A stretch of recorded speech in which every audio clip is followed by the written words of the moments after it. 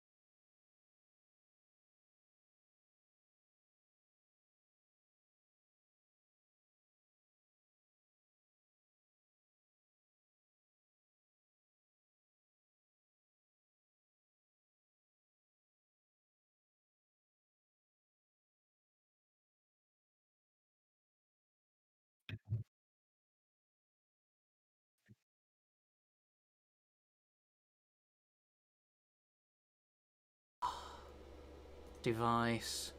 That would be my advanced audio device. Okay, that does actually seem to be recording stuff. And if you say something... You cut out there for a second. What was that? Yep, that was probably internet. Okay, so that is looking like we've got proper audio and stuff now. Let me make sure. Let me mute you guys real quick. Yep. And I'll see. Okay, I hear you guys now. Oh, fantastic. Yep. It only took a quarter of an hour to even get the stream to start. Right. But anyway, so we were discussing falchion. Oh, you've got one. Wait a second, which one is that? This is a cold steel man at arms misser, so it's got that clip point you're talking about. Does it have a reverse edge? Yep. It doesn't exactly have a sharpened false edge, no. But it's you could grind one in, and the historical ones tended to. Right. A little bit of a fancy little shell guard on the noggle. Yeah. And I noticed. So you mentioned 133 being used as Viking swords. Yes, I mentioned that I've heard people say that, we can try and adapt and extrapolate Viking combat from 133, but actually trying out 133, I just don't see it. I think that a sword and buckler is much different than using a much larger Viking shield. Right. Well, I would have thought. Thoughts on it, since you're more educated on this than I am. I think some of the binding mechanics play, and I haven't done much Viking shield work, but I've done a lot of like heater shield work. And I think that some of the mechanics with Oh. yeah, I agree. Okay. I agree with what you're Yeah. saying. What I'm It's trying to say different. is, it's like, yeah, there are certain biomechanics that work with all common to all systems, but I don't see 133 as being particularly closer to Viking than any other extant system. It's just, I suppose it might be because there aren't that many systems to look at in the first place. Right. I mean, True. and it is the earliest that we've got. And it does seem like some of the, the mechanics, especially... to the 16th But, century. yeah, and the buckler is far smaller than the Viking shield and has a different... No, it's got the same kind of grip, but it's Yeah, it's much, still the much same smaller. mechanics in terms of you rotate your shield and you go around it. So I find in the same way I've tried with... Although I found it difficult with the... What's it called? The tars that I've got, because it's a strapped shield, and then you're having to move your whole arm around rather than just rotating the shield in your hand. But in terms of the core mechanics, Popular I could... belief, the Viking shield is not a strap shield. Yeah, exactly. So using those sorts of centre grip shields, if I'm delivering some sort of cut, and I do what I'd call a tight action where the sword hand and the shield hand are, combining together, so you've got those covered cuts going, that could be done just as easily. I'm having to swing a bit more awkwardly so I don't smash my light bulb, but I'm able to easily go around either side of my shield, rotating it in the hand, so I've got it, perhaps someone is attacking me, from their dominant side, which should be coming in from my left. so then I'd catch it on the shield and attack at the same time. That would be basically identical between buckler and large shield, except obviously the difference in coverage, where with the buckler I'd be more trying to meet the weapon, whereas with a large shield I'd have a more passive type of style, perhaps. So there are, it seems like a lot of the wards could be the same.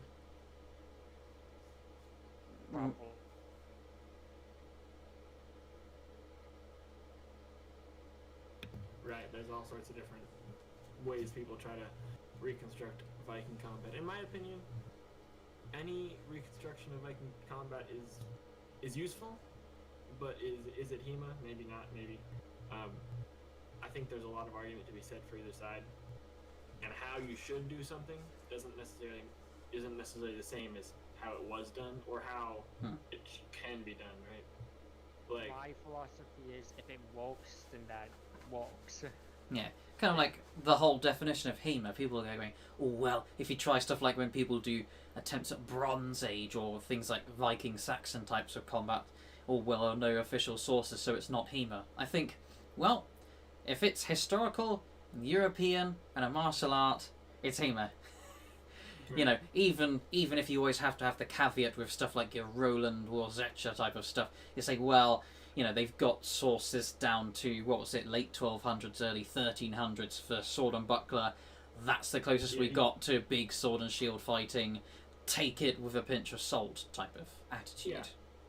History is not necessarily only based on primary sources. It's just, or it is focused on them, but when you don't have primary sources for that area, you kind of, it's frog DNA, just like with everything else we do. Yeah. And just, and there's another end of that, right? Which is, if you only just make the weapons like simulators and spar with them, and just try to figure out what works, that may eventually work. But if you're not getting the help from the treatises to kind of tell you the technique, or even just anyone who knows any technique, you'll end up with just like a LARP group, right? Where you just hit each other, and whatever simulators you're using, you'll play to their strength. If you're playing with super light simulators, you end up with a really taggy type of system, or if you end up with tippy taps. No contact, or if you have like a no contact weapon simulator because it's not safe to spar, then you're going to end up with like a lot of solo forms and drills that may not be as applicable to sparring, maybe.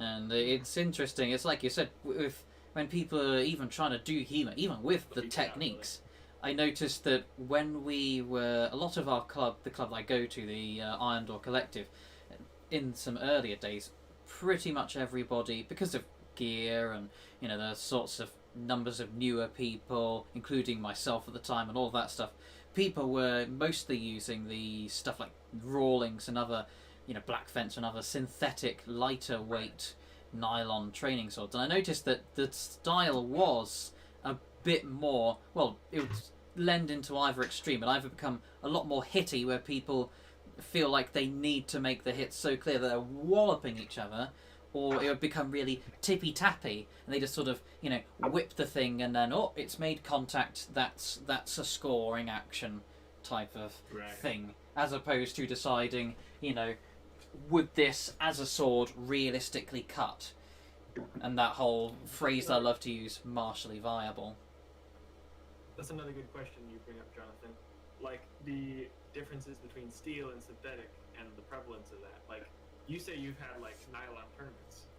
Whereas in the US, I have never seen or heard of a nylon tournament, except we had a kids tournament in Texas, early 2020. We're all just big kids.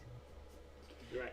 Well, I'm interested to hear your thoughts on that. Like, I know that there's obviously a trade-off between like a realism of the simulator and the safety of the individual. But like, what's your perspective on, like, if someone were to be new to HEMA, would you recommend a synthetic for them or steel? Or I absolutely would recommend the synthetic ones, because typically the first things that people seem to buy, and, you know, myself included in this little problem habit, are the things like the swords. And you get people, in fact, it's an anecdote I mentioned in my latest video. You don't have to watch it, but basically I experienced a person who because of another club. I won't say the names. I'm not here to name names about clubs or people, but I went to a different club basically, and I was going to do some sparring because I love to practice with new people. So of course, all the people wanted to fight with them. So there's this one guy, and he's doing steel longsword, 2 hands, proper stuff. He's got a decent quality one, full weight, and really nice stuff. And we were doing some sparring, but before we started, I noticed and even explicitly mentioned to him, on his right hand he had a red dragon gauntlet, which is okay for things like the nylon weapons, really iffy with steel weapons, and a lot of people recommend you don't even use them for stuff like longsword. Maybe, one-handed kind of saber and stuff behind the shell guard and all those, you could probably get away with it. But stuff like the longsword, you're taking a risk. And then, to add insult to injury, or perhaps I should say injury to injury, he had on his left hand just a leather glove. It was like a driving glove. It was something where if you were struck with a steel weapon, ow! That's all I can say, ow! So the point I'm making after that little ramble is, there are people who seem to sort of want to immediately go, I'm going to be an epic knight, so I've got a steel shiny weapon that's heavier and hits hard and it's cool. So then they're grabbing these steel weapons and they want to just get stuck in, because obviously people want to do the fighting. That's why they're doing the martial arts. They're not there to kind of do little flailing at the air. They want to actually hit people, and then they're getting over enthusiastic, and there's kind of that situation where people want to get stuck in when they don't necessarily have the protective gear. And that's why I've always found it useful to have sparring and tournaments with the nylon stuff. It's like, although I've been doing HEMA for about 10-11 years now, I only had enough gear to do steel sparring within the last 2 or 3. So, I was needing to get things like the right sort of, trousers and the jackets, back of head protector and the overlays and the gorget and making sure everything's covered, so I'm padded out like the Michelin tires guy. Right. And I found that if we were, turning up to tournaments, you could either say you need enough protective equipment and you could potentially have loads of people who can't participate. Or you say, yeah, go ahead, and you've got people getting injured, and then, the liability and all those problems. And that's why I loved the nylon tournaments. It's really good. You can have people who are basically brand new, they've barely picked up a sword, they just want to, have a laugh and get stuck in. So, just like when I went to my first tournament, I'd gone and did a nylon one. And I went almost last place, but I was happy with it. It was good fun. Got a chance to spar and chat with new people and have a laugh. I mean, so would you say more? Sorry, go ahead. I've probably gone on for long enough. Carry on. Okay. So when someone joins your HEMA club, right? They pretty much they won't start sparring with steel until when?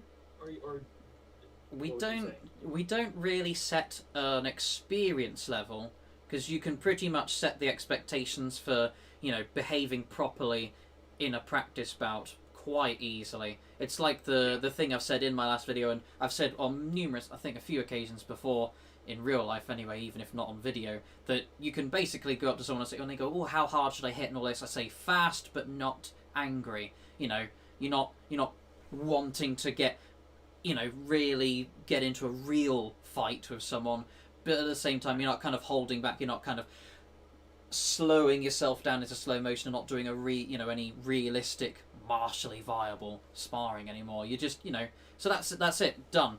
But so although we don't set any skill requirements, we always recommend that people have full protection.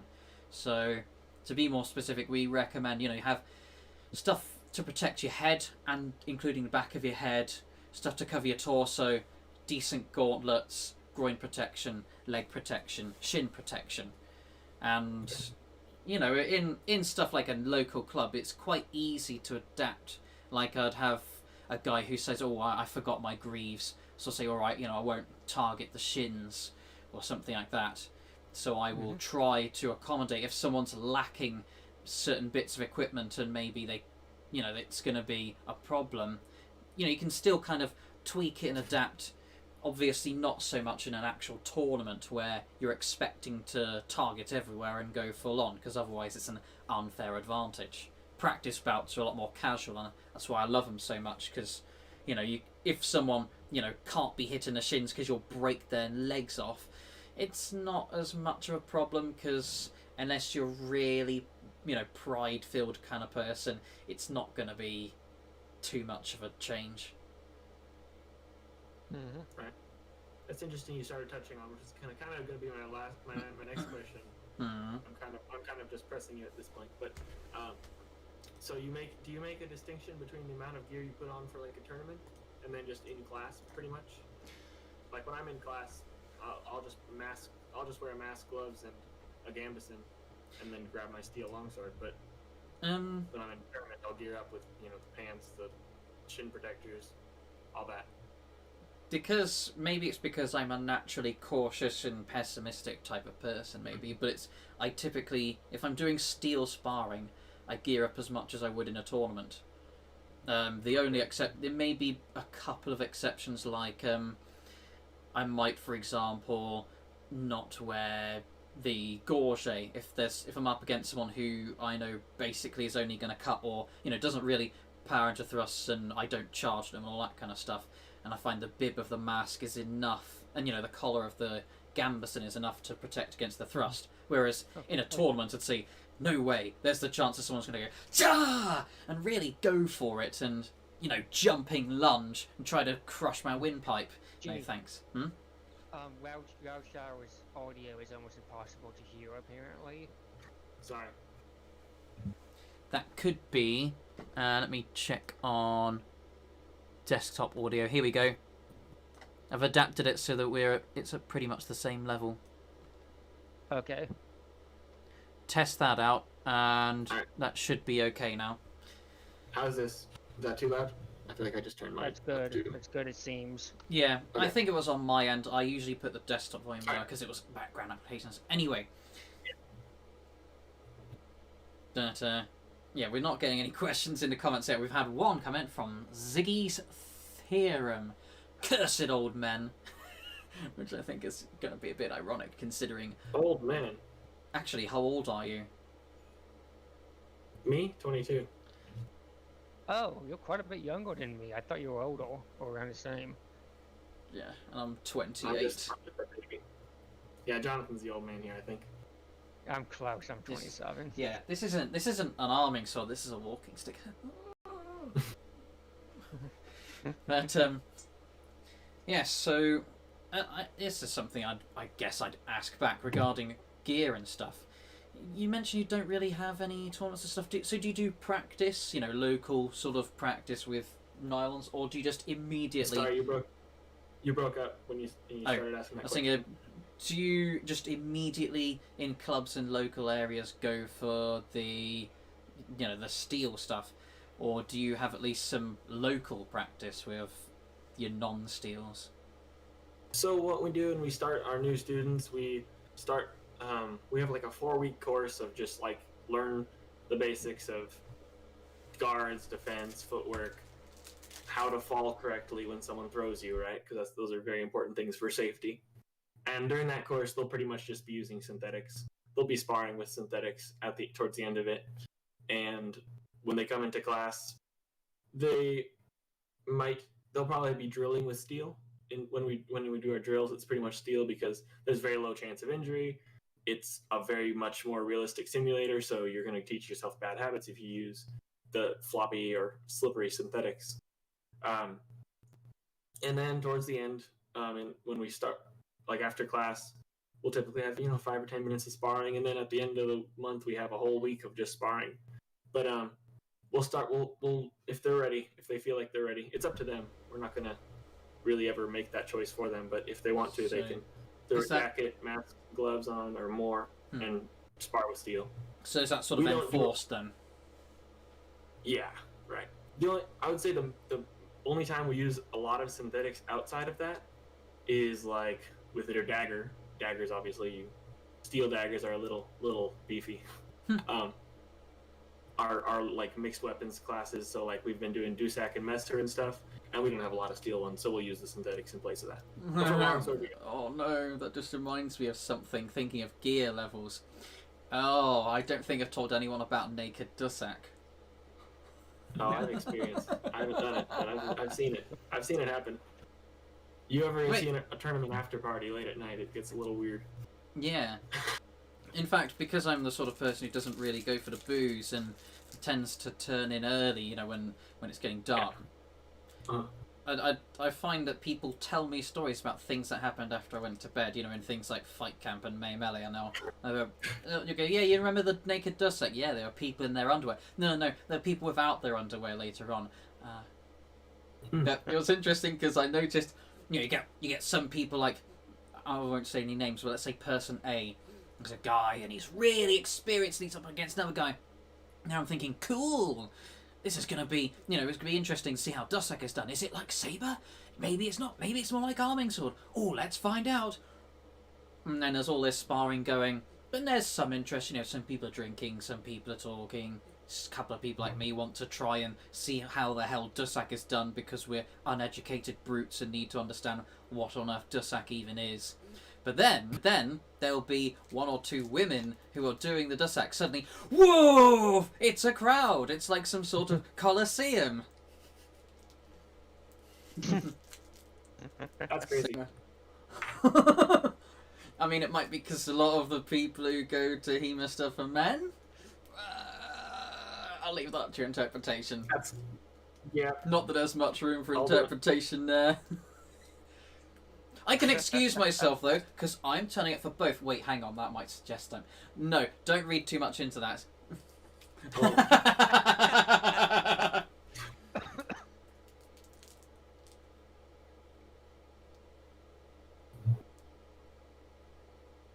Although definitely. All right, so we kind of talked about the German stuff a little bit. Now you've talked a lot about Italian stuff on your channel, but let's kind of Mostly Fiore. give you your shot. Yeah. Give you a shot of kind of Fiore's approach to things, or how he recommends that the fight should go, or his philosophy maybe.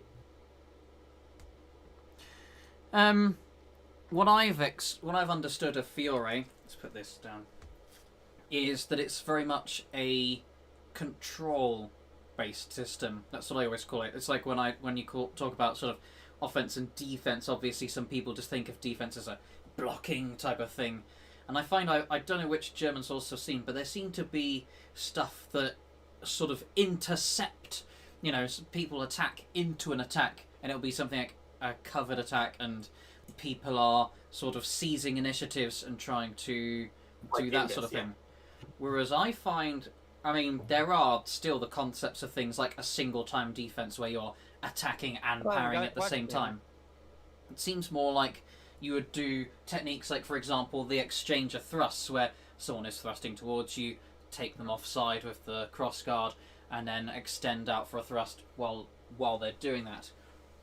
It almost seems like you're, in whatever attack or defense you're doing, you're trying to control your opponent. Like, if you're responding to an attack, they're doing one particular thing, and then you are responding in that sort of situation. It's like I'd mentioned in my video about defense, and it seems like if you're just out and open and ready for whatever, you can't tell what the person's going to do, whereas as soon as they launch an attack, it's reduced to they're coming in here and then I respond appropriately.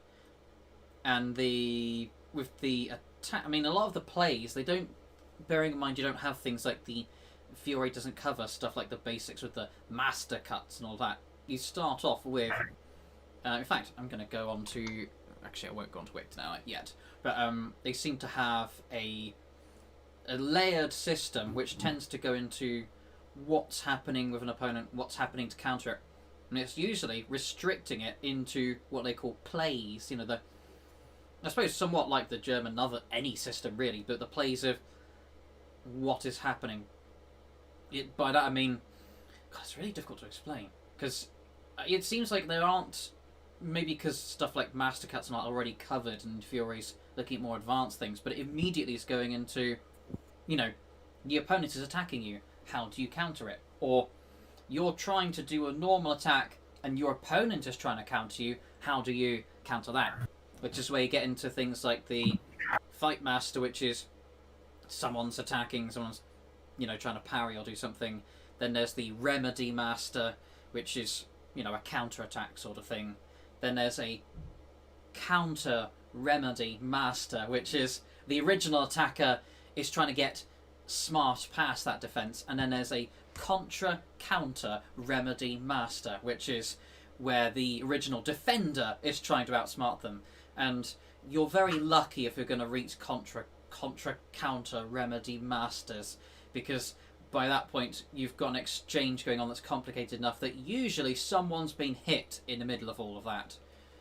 But it does seem like you're looking at how your opponent is behaving and how you are responding to their behaviour. It's like how Fury mentions usually this technique works better in armour, this technique works better out of armour, or this technique works better against an opponent who is trying to overpower you, or this technique works better against someone who's being kind of, you know, non-committal and fearful sort of thing. Not in those exact words, but it's that sort of attitude where you're reading what your opponent is doing and, I suppose in a sense, countering them, even when you're actually being offensive and seizing the initiative instead of doing my usual counter-fighting style. So you should bear that in mind, that I'm probably not representing Fury too well. I might be mixing in a bit too much of my counter-fencer style in there, where I'm usually looking at my opponent and I'm exploiting weaknesses.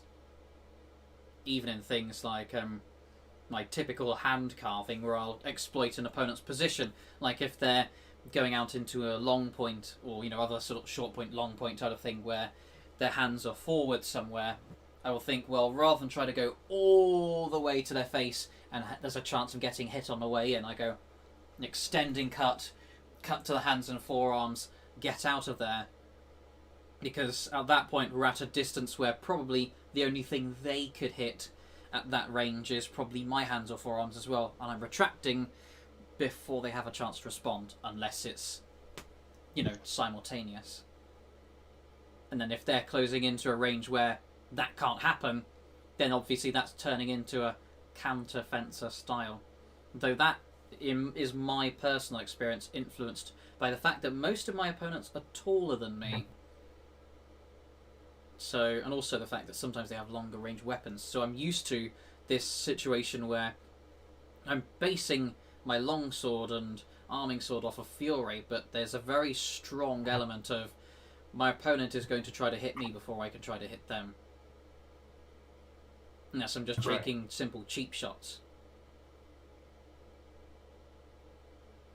Okay, so it's very much counter based rather than a single time counter or that seizing before, or that taking the invis for those of you.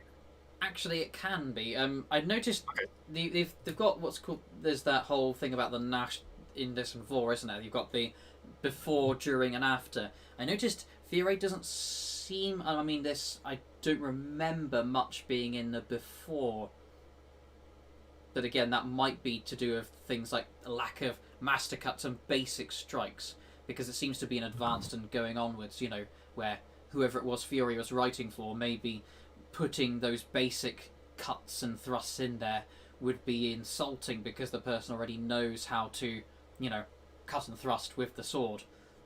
But so in that case, you're starting from, like I said, you're starting with things like the remedies, counter remedies, and the rest. So it might be a degree of that, but there is certainly a degree of the during, like the exchange of thrusts. It can be done as an after, so you could have it that, let's say someone does a stab, I take it offline, and then, you know, it becomes a 1-2 type of counter. Your normal, they've done an attack, I do an attack, kind of almost turn-based combat, normal type of fencing. But I think the original intention is for it to be a single-time defense, because you're giving your opponent less time to react. And with the fluid mechanics, with the way of positioning your sword, the close, the attack, there is a degree in which you can be, of course, extending of your arms, but just like with normal cuts and thrusts, you're expecting to be, you know, stepping offline or closer to your opponent for that attack. And the way the mechanics work, it very much looks like a during, because there's no real need to go parry, riposte. It's more like all in one go. You know, it's the sort of thing that lends itself so clearly to a single time defense that there's no reason not to, except that you've just simply accidentally, missed the timing or something. Where it can still work as an after type of counter, like all single time defenses, but it works best if you manage it in the same time. But like I said, I'm not used to there being so much of a before. So if there is a play that Fiore is showing, it's usually during something the opponent is doing, whether it's something they're trying to do to defend against you or something they're trying to do to attack you. There's a clear exchange going on rather than a one-sided, I see my opponent looks like this, it'll make some sort of weakness. Gah. But again, my interpretation is that it's because specifically that Fiore doesn't cover, doesn't go so much into absolute basics. It may well be that his broader system outside the treatises actually did have that kind of stuff. I don't know. Right, and Ringek really likes that seizing the four. That's the taking the initiative without not giving your opponent a chance to react. Right, the guy who's on the defensive, the guy who's constantly worrying about what you're doing, even if he stays alive, he's gonna be under your control entirely, right? So like, Ringek likes you to cut, and if that doesn't work, to follow up with thrust, and if that doesn't work, to wrestle him, right? It's pretty straightforward. Or cut, follow up with a thrust, and if that doesn't work, cut as you back away. So he's very much like step 1, 2, 3, kill the guy. Whereas it's interesting how his season the 4 is not really based. There's not a lot of like, oh, this is the counter to this, to that, to this, to this. It's like, here's what you should be doing. Here's your next step. Here's your next thing. The next way you're trying to kill him. Here are 5 different ways you could try to kill him. If you don't make 1, 2, or 3, hopefully you'll get 4. But I mean, realistically, right? It like you said, exchanges don't last very long, and especially among inexperienced people who might just double kill each other, or against very experienced people who will constantly be defending. There's that sort of middle ground of people who outweigh the other fencer in such skill that they can pull off those. Although I have wondered if maybe what I've learnt over time experiencing Fiore style is I've noticed that although it does have the 1, 2, 3, 4 type of thing, I've started to get this idea, in interpreting it, that it doesn't necessarily happen as that, in a 1, 2, 3, 4. It isn't necessarily Fightmaster, an attack. There's a counter to the attack, a counter to the counter, and the counter to the counter to counter. It almost seems like it's a learning of attitudes that help you learn the mechanics to prevent people from doing ways to counter you. It's like, for example, let me get a dagger for a second. I have plenty in my drawer, so I'll use this. So let's say I'm doing a standard sort of horror movie type of stab. This is this goes into the first remedy Master Fiore, so it should be someone tries to stab down at you, head, neck, chest, somewhere in this sort of area. And the remedy might be, I'm putting my arm in the way, somewhere around this sort of range. Ooh. Sorry, it looks like everything froze for a minute there. Yeah. And I'm doing something like, I can curl in and I can do an arm lock, which then means that you're disarming the attacker. And it tells you, oh, well, the counter to that is that when you're doing that attack, when a person's trying to lock with your arm, you double up, as in you put your extra arm on top of it, and then you can leverage back into them again. And I've found that when I've been trying to practice things like dagger, I pretty much immediately go for step 3. If I even feel there's going to be some resistance where someone's going to try that counter, and it looks like there's going to be an attempt at a lock, I'm already there in step 3. It's not necessarily I do the attack, they do the defense, and they're trying to do that counter, and then I go, no you don't, and then I counter them. Instead, I immediately am on step 3. Even if that's not necessarily the step that I'm taking, I'm already trying to think ahead like that. So I've done that attack. As soon as I see they put their arm in the way, I'm not even waiting for that counter, I'm then doing the leverage. Or even more so, I do that with defense. So it could be, you know, I'm doing the parry, and then I'm supposed to be doing that. And then step 4 is if the person's trying to double up with their dagger, you double up with your arms, and then can leverage them. And I notice if I'm focusing so much, because I think I can do this, I could try to punch them, but it's a limited effect. I'm more worried about that really nasty sharp thing. So while I'm doing this lock, I think, do I want to focus on this kind of stuff? Not really. That sharp thing is scary, so I'm putting all my effort, and I've doubled up prematurely for that. I might not need to. It might well be that I could have done the same original counter, and it's fine, it's sufficient.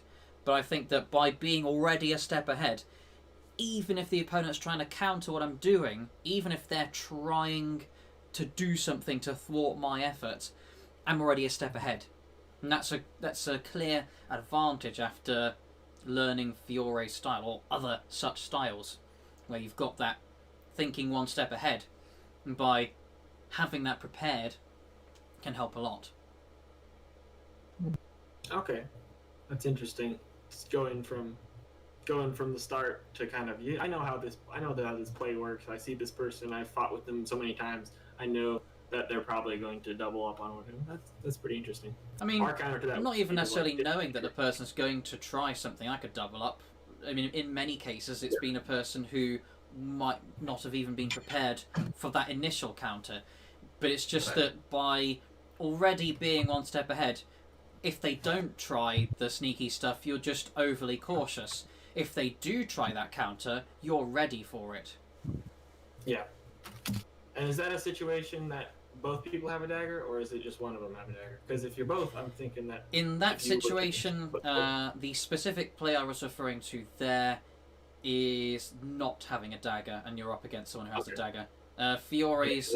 If I talk specifically about Fiore's dagger plays, there are a few without a dagger and a few with a dagger. So there's... You've got... I think it's 9. You have... And there's first, which is going out like this, or somewhere above or to some side to counter someone trying just something like this overhead horror movie type of stab. So that's your first one of these sorts of sides, depending on left-handed or right-handed. Then there's I'm trying to remember which one's the second. I think the second actually is going along the same lines, but it's to do with... Oh yeah, that was it. First one is starting from here, and there's actually... This is if the person's straight and they're kind of extending, kind of doing it like this. And that's where usually you've got a straighter arm and you can twist in to try and take their dagger. The second one is the one I was talking about earlier, and that's normally if they're really trying to go like that and their arm is bent. So trying that twist from earlier doesn't work. So then an arm lock works, and that's just because maybe they're being more aggressive, or they've got more strength, or just simply the fact that they're closer to you. Those sorts of things lean more to the arm lock, whereas further away, tentative, weaker, those factors play into the distant. I'll just do the twist, that sort of stuff. And then you've got third, which is usually like, let's see, a person's tried doing like that. Like, oh, I'm trying to stab here, it's not working, right, I'll try something like that, jab you there. I'm trying to block with both arms. I mean, you can with one arm, but try to double up, because doubling up is clearly an advantage, and then stuff that you can do to disarm them from there. And then that's how the plays sort of extend out, and there are about 9 of them. And like I said, you've got versions where you might have similar looking plays with or without a dagger. I can't remember which number it is, but there's one where you're going like this, you're kind of crossing your arms and you're preparing to sort of bracing, which could be the same, someone's bearing down on you like this, and it can be in many different directions. It doesn't have to be directly down, and then but you're sort of creating a V. Yeah, and that can be done without a dagger, but there's also a version where you're holding a dagger like a bar, at which point I'm doing something like, someone's trying to attack and I might be going, BAM! Something like that. Right. So, and there are also some similarities, like there's one where someone's maybe trying to say, I'm not trying to go like that, and create a V with my hand instead. If I have a dagger, I'd instead create a crossbar, but the techniques flow in a similar manner. So it's adapted whether you do have a dagger or you don't have a dagger. But the versions I always remember, the versions without a dagger, because when we're sparring, we're usually doing a sort of a...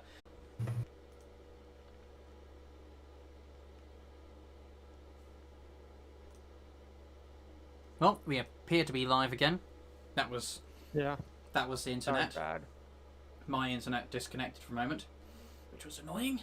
Anyway, we were talking about, yes, different systems. So if, in terms of, you mentioned doing things like cuts and thrusts, and if those don't work, trying more. Does that mean the system is almost entirely based on just what you're doing to attack? Not necessarily. It's the idea that the guy who's attacking always has the advantage. Even if the guy who's defending is going to defend properly, I'm sure you've seen in sparring, it's like you get pressed by multiple attacks. Eventually, your defenses get worse and worse and worse until someone finds an opening or someone gets hit, or the guy attacking isn't attacking safely anymore. There's a lot of I say there's a lot of like drills and plays in the manuscripts focused on the guy attacking, but it's always like, let's attack this, create this opening, basically, right? It's like, I'm gonna cut you, even with like sword and buckler and all that is the same thing too, right? Like, I'll cut you in the head so that you defend your head, and so once you defend your head, I'll cut below. And so that's more of like the strategy than necessarily the technique. Like, different techniques are obviously for defense, and there's plenty of defensive stuff too, and defending yourself is obviously the most important part of the system, most important part of sword fighting in general. But it's like, okay, once you've got the idea that you can defend yourself successfully against all sorts of attacks, okay, now that's your basics. Now we're going into the advanced stuff. You are not letting the person get a chance to attack you because you're going to attack them, right?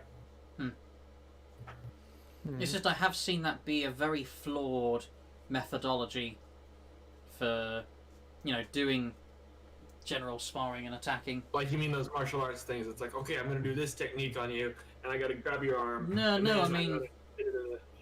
No, I don't mean like that. I mean in a sense that people will decide, oh, I must attack, and then they'll sort of try to seize the initiative in a way that actually doesn't create it. I remember this one time I'd mentioned, I'm going to refer to my videos again, but I mentioned in a thing about how much the sparring hurts and all that, and there was this one guy, and his attitude was basically just attack. So he was there, and he'd just he'd go for a proper swing, and I just repeatedly managed to get him, because I'd wait for his attack. He'd go, and I'd go, cut to the forearm. He'd go, parry riposte. Same time I cut. And it was that situation where he, by your definition, would have the advantage because he was attacking first, but it was executed poorly. No, it's not about who's attacking first necessarily. It's about who's threatening. So if he attacks you first and doesn't threaten you enough, and you step out of distance, you're not threatened. You're not buying his attack, even if it's a feint or something. All you're doing is you're waiting for him. You're in the knock in this sense, but what you do is you from the knock, you take the 4 again by cutting his wrists or doing whatever you mentioned with distance and everything. And so the idea of safely attacking is important. That's why I say it's like layered upon first the idea that you defend yourself 100% of the time, and then the idea that you defend yourself by attacking, right? And that's what the single time counters comes from a lot too, is by just defending yourself. The best thing you can do is defend what they're doing as you cut into it and throw your point on them or something. which all the master cuts are essentially based on. The idea of catching them in the bind or in the indes, in the during their attack, and then seizing them for.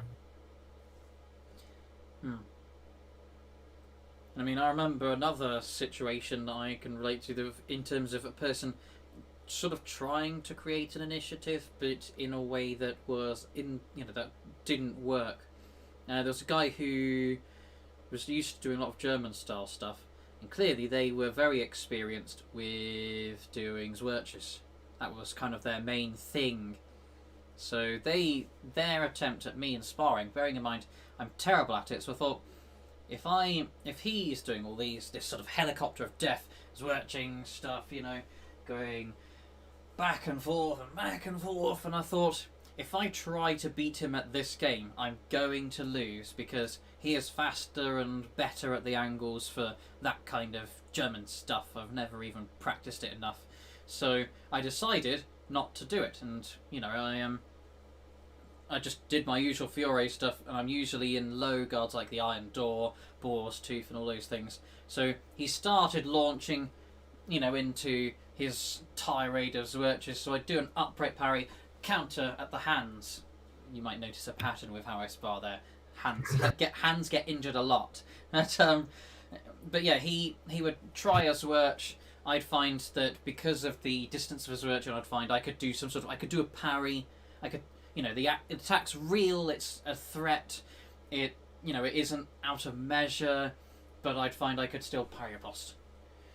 And use the inside line faster than he can go entirely from one side to the other. Even with that quick wrist action, I can still find quicker than doing all of that. I can still go jabam or whatever. And he was very surprised after the end of the sparring session. Well, not a sparring session. I think it was a match or something. But he said, "You didn't raise your hands." I said, "No, I didn't." He said, but everyone raises their hands into a Zwirch. I said, "Well, no, I didn't want to, because if I raised my hands, you would have done your Zwirch stuff, and I would have been hit. Because obviously, if I raise my hands anywhere near that Zwirching action around there, getting cut either in the head or in my arms or somewhere." And I thought, I don't want that, so I put the sword in the way, because that doesn't bleed, and then just riposted from there. But I have always been against this idea of only trying to sort of aggressively create openings. It almost is actively against my style of fighting, because there is obviously, I wouldn't always just stay there and wait for an opponent to attack first and then exploit their weaknesses. I might find something in their structure where I can do just a simple attack from the initiative. Nothing has happened yet, I attack, I win, basic sort of attacks. But I find that it's not my style to really try to force openings as much purely through pressuring opponents. It's probably maybe because I'm too much of a friendly face or something, but I find that you get some people, like there's this one guy I know who's kind of also a bit taller and stronger than me, but he's not necessarily the biggest, beefiest guy in appearance, but he has a very strong authority and presence, and the sort of style you're talking about works beautifully for him, because he can pretty much just slightly move and people will jolt. They'll either flinch or they'll hold stiff, and he can pretty much control them before they've even contacted with swords. And that sort of attacking in and pressuring to create openings, and then forcing that through until there's a clear initiative, and then just as soon as there's an opening, bite into it. That works well for people like him. But I find for people like me, it doesn't really ever happen. There's a lack of intimidation, which I find is difficult for doing that type of methodology, but on the other hand is also great for actually relaxing people, in the same sense that someone like him might cause someone to flinch, and they'll do a movement and go, "Oh, oh, oh, oh, oh, oh," and they'll be flailing their sword all over the place to react to nothing happening until finally, "Oh, there's an opening," and then attack in. Whereas for me, I find it's usually the opposite that's the case. I'll be there, "Okay, do you react to this? Can I get my distance?" And then it gets to the point where the person is almost just staring at me, and then, "Okay, here's all this. Oh, what's happening? Oh, here's a threat. No, it's not. Here it is. No, it's not. Here it is." And then something happens and then it won't be so much and then they get hit. It's more like, Right. oh, where did that come from? Well, it came out of nowhere. What you just described, where the guy is kind of just staring at you and reacting to what you're doing, you got the vor, right? You may not be threatening him with scary loud noises and big cuts, but because deliberately trying not to create a threat in almost. Right. You're making a real threat, but not a perceived one. Yeah. All warfare is based on deception. But yeah, I think it's more of a way to think about fighting necessarily than a way to do it, because I think, just like you described, it's something that's universal to fighting, even though you might not think of it that way. The idea of, well, the guy who's in control is the guy who's going to win, that makes a lot of sense. And the idea of taking control from someone who already has it also is fundamental to martial arts. And if it was not, then everybody who's big and strong would win all the time, and there'd be no point in martial arts, right? Mm-hmm. And like me, I'm not a very intimidating person off the field, but as soon as I put my helmet on, then I start to try my best to be intimidating, or at least to make people watch me, to make people focused on what I'm about to do, and then use that to exploit. Yeah, I definitely see where you're coming from. Mm-hmm. I mean, obviously, I have managed that on a couple of occasions, but as per the usual, animalistic instincts, usually the people who are doing the intimidating either have some degree of authority in their own, their mannerisms, their style of speaking, or they're just simply physically bigger and stronger, and more scary looking. So I find that if I'm up against someone who is lacking in confidence and all of that, then that's where you can pressure into that intimidation more. But usually I'm up against people who have greater height, physicality, and scary looks and all of that, with the weird, like those oily men from magazines type of, scary big people. So I find if I try that stuff against them, nothing happens. And I'm usually I end up, from experience, I'd find I just keep trying that kind of stuff until eventually it's the exact opposite has happened. They've gotten completely used to me. They're not really even reacting to feints anymore. And at that point I can just find some sort of opening that creates itself, because they've not defended the wrong area. They've almost stopped defending at all. Mm-hmm. Which is also why I often counter-fence a lot, because obviously they tend not to just stand there and let you attack. They usually try to force an opening with some initiative of their own, at which point I'm usually defaulting to, person swings, I'm slightly out of measure, cut the forearms. Or it'd be something like, they're in measure, okay, parry riposte. Or some other stuff along those lines. Which actually does force the defensive mentality more. Not that I'm necessarily wanting to stand there and wait for someone to attack, more like I'm there practicing, seeing what we can get for the distance. Okay, maybe I'll be able to get some hits in, but usually I'm doing all that. We're preparing, they're trying gauging the distance and feints and stuff at me. I'm trying it at them. Maybe I'm going to, oh, never mind, too late. I'm forced into parry riposte. And then the control gained back. It's almost like they're forcing the situation, so then I'm almost about to lose control of the fight, but then I find, because it's a known action, I can gain control back again. Oh, it's a Fendente or Oberhau, cut one, whatever you want to call it. I know this. This is how you counter it. Oh, look, I win. Mm-hmm. Probably, unless they hit me first, which, against more experienced people, happens, as you can imagine, more frequently. Yeah.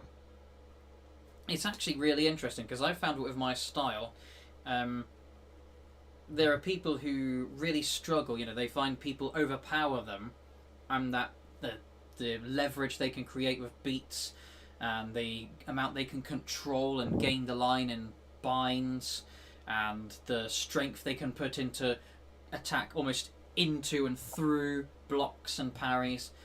I actually find that doesn't really cause much concern for me. The people who really get me are fast people. The faster the attacker or defender is against me, the worse a chance I stand against them. Whereas their strength and presence, obviously they are factors, but not nearly as much. Mm-hmm. And I'd wondered if it is something to do with Fiore's qualities.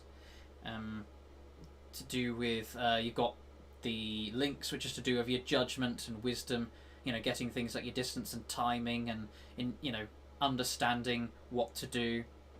And there's the tiger, which is speed and, quick to take initiative, quick just physically, that sort of stuff. There's the elephant, which is to do with strength and, having a good structure, being able to have a lot of presence, all of that sort of thing. And then there's the lion, which is to do with your courage, being able to intimidate people, being able to bravely resist and not be put off, and being able to just, have courage like you'd imagine. I do sometimes wonder if it's simply a battle between those more basic qualities in people.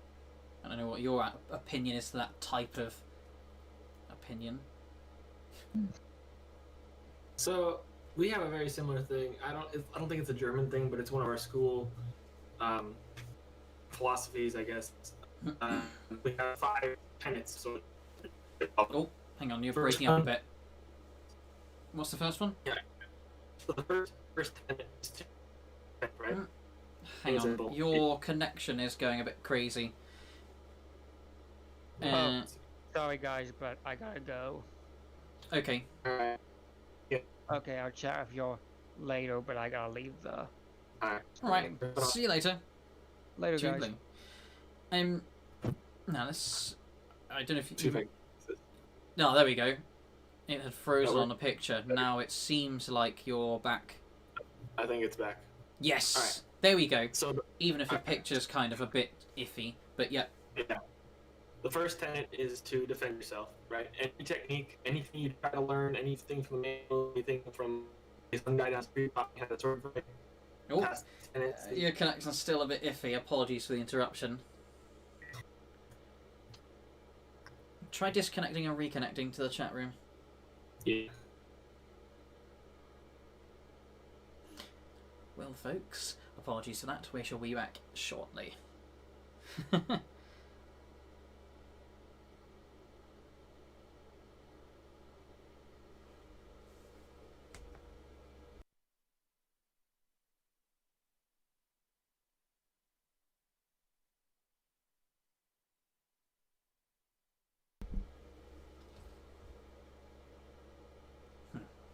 Might be his connection has gone. But anyway, I am still here ready for general comments and things. Now, I'd noticed, actually, in the meantime, Ziggy's theorem was saying, why does everyone do a galliard when holding a saber? What's a galliard?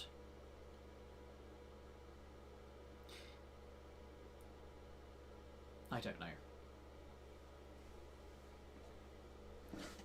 But if I understand the question well enough, I might be able to answer, because I have done military saber, mostly British military saber, before.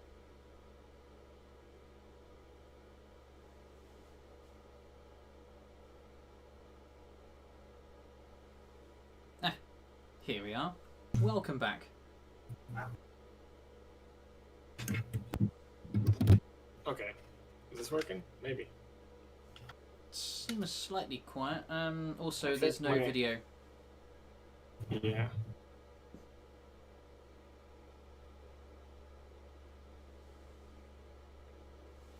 Okay, my video's at green full bars now, so. Yep, it's just doing a But little don't buffering worry. thing. It's getting ready, but I Yeah. can certainly hear you clearly. Okay. Alright. First tenet is to defend yourself, right? Mm-hmm. Second tenet is to be in the fore, like I say. Be attacking yourself. Or attacking yourself. To be attacking somebody else. So that they don't have a chance to attack you. Third tenet is to be brave, obviously. Just like you say, the courage, the lion thing. Fourth is be deceptive. If you're very obviously doing just plain Oberhauer, plain cut, whatever. If you're not deceptive about it, you're not getting, your opponent's going to see right through you, just like you're miming there. And then finally is be efficient, right? If any movements you make are inefficient, see if you're winding big circles around your head instead of just small movements of the wrist, that's a weakness. That's an opening for someone else to exploit, right? And so that's a little different than what you're saying with the virtues and stuff. But the I find it's a good lens to view. Nothing about the efficiency, although I guess that's more inherent rather than considered a quality. Oh yeah, the efficiency of someone's technique rather than necessary. I mean, it'd be like the links, right? I feel like that's probably where it'd map to. Efficiency of movement. Well, that's could link into the tiger, the physical quickness. Yeah. Because if someone's doing an efficient movement, I mean, I guess that's part of it. It's not just, you know, having good athleticism or initiative. Right. It's also probably a degree of the efficiency of movement, like how. And you can do an inefficient movement very, very, very quickly, or you can do an efficient movement very slowly. That's just personal speed, right? Yes. But like they say, slow is smooth and smooth is fast. And it's just like, so they say. I can. Have you heard that before? I've heard it before, yes, many times. But it's just the idea of getting to efficiency of your movements and then building speed from there.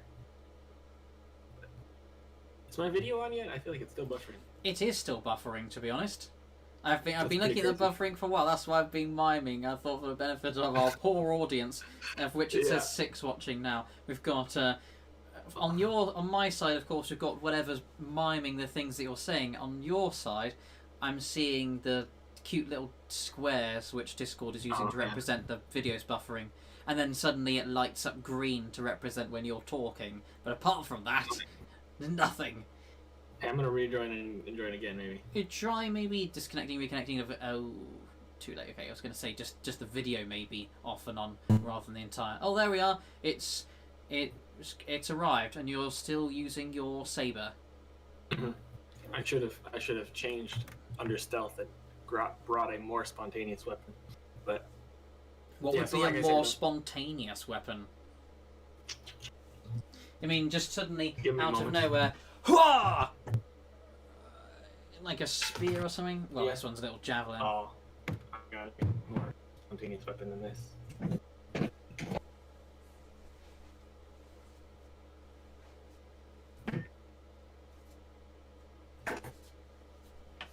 Anyway, like I was saying, the 5 virtues are kind of tie in, or the 4 virtues tie into the 5 tenets a little bit. Still a little bit glitchy in your connection. Oh. I hope mine isn't as bad.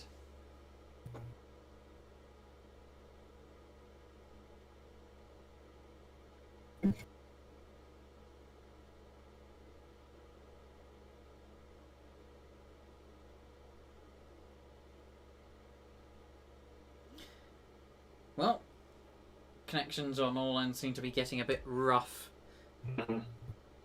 I was thinking maybe I'll end the stream here then.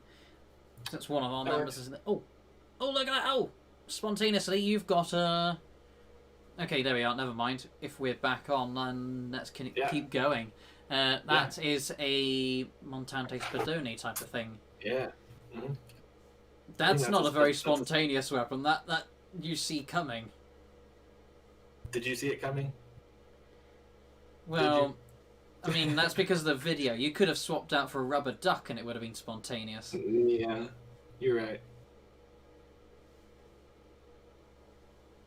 I mean, anybody can go, oh, look, whoosh, I'm spontaneous. I'll choose this one. Whoa, it's another item. How spontaneous. Fair. All right. Although I think I would not want to have a matchup between that Spadoni and this little short sword. It's got a 14-inch blade. It's basically a glorified dagger. This thing's not as tall as me yet, quite, but it's like, I don't even know. It's like up to my chin when I'm standing up, and I'm 5'11", so I don't know what that is. I have no idea. It's alright. I use Imperial as well. I'm Yeah. only 5'7" tall, so it'd probably be up to nearly my It's probably about- forehead. It might be about your size.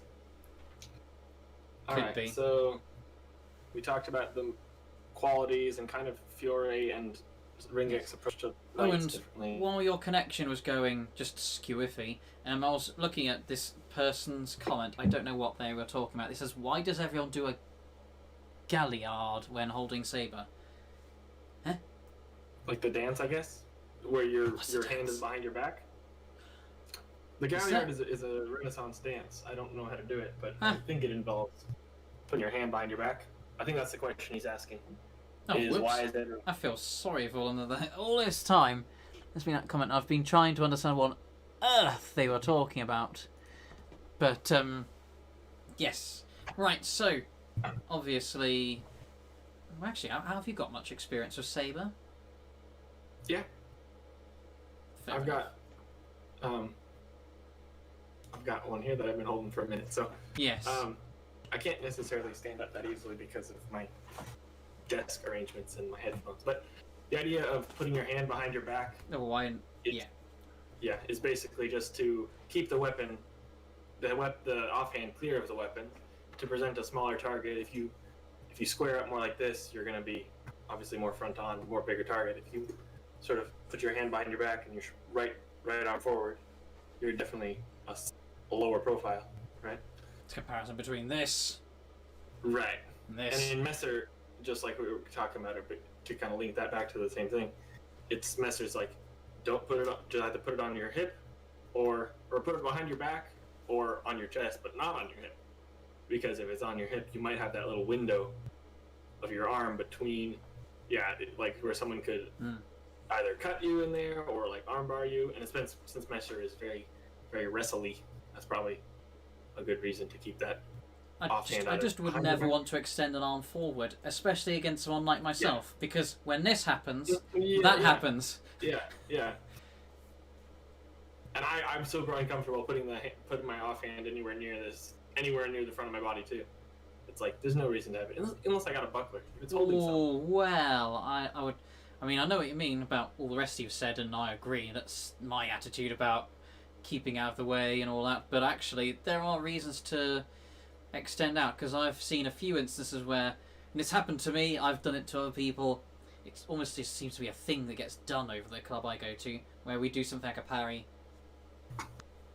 You know, you have grabbed the blade, and they haven't been able to do some sort of draw cut on you. You've grabbed the blade, and it's staying still, and then you've gained free control while they can't do anything.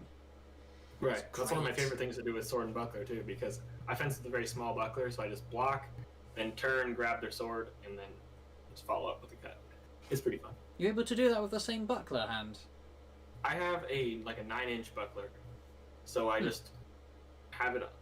I'd be able to do it pretty easily. Basically, kind of the same way a dagger disarm would work, right? You just turn and grab. No, so you're using a leverage. You're not actually grabbing it. You're using a leverage of the shield itself, then. No, I turn from the buckler hand. I'm not holding the buckler to make this easier, but turn from the buckler hand, block it here, and then turn my palm outwards to catch it. Stop the weapon with the buckler. Turn And you're still able to grab it, even though you've got the hilt, the handle of the buckler in the way. Yeah, I made a custom-made handle that makes it easier to hold. Oh, right, because when I look at ones like mine, obviously it's most of the hand space taken up. Mine was like that for a long time, and it worked still. But the idea of you have a much bigger diameter buckler, so you'd have to turn your hand a lot more to reach that sword, and the sword wouldn't be near the edge of your buckler, right? If you've got a smaller diameter buckler, you just turn your hand and the sword is right there. By turning your hand with a big buckler, you displace their sword, and now their sword is not within reach. So it works better with a smaller diameter. That's what I found, yeah. But like you said, it works exactly well if you just put your your offhand against your chest or somewhere where you can reach out to grab something that's coming at you. So that's a fun thing to do. One of my favorite things to do in tournaments. I know one guy who just grabs his belt. He just gets his hand, he just grabs it underneath like that, and just grabs his belt for the entire Saber fight. Rather than, a person like myself who tries to look like some sort of fancy, upper class British sort, and carry on assailing the opponent, whereas people like him just, right, I don't want to use that hand. Give myself a wedgie. Here we go. Or some people who've definitely done way too much rapier. And yeah. I think there's a part of me that wants to just go, get your sword out of the way. Shut. Yeah. Take that flailing hand out. For sure.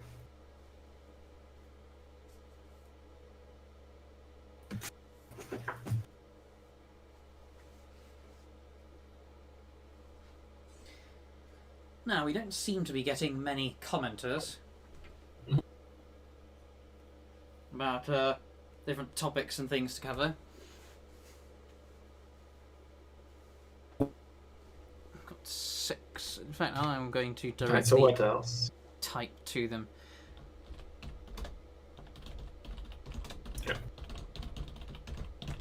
Because if there's not going to be much interaction going on with the audience, I might end the live stream. And obviously this won't be the only one we can do. We can do this kind of HEMA panel type of thing.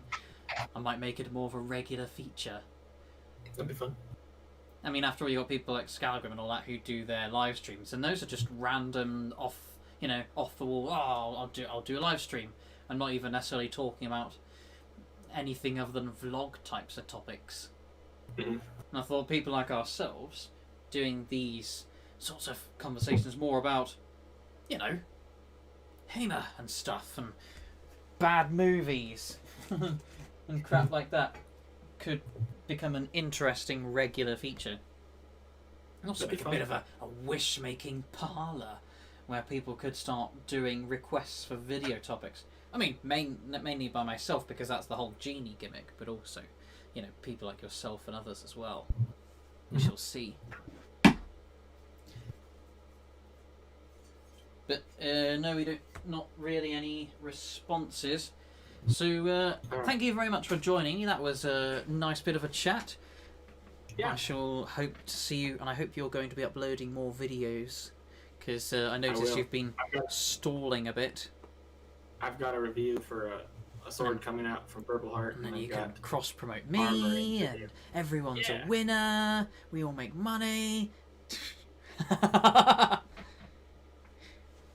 Alright, well, that's been fun, man. It's been good. See you later. See ya.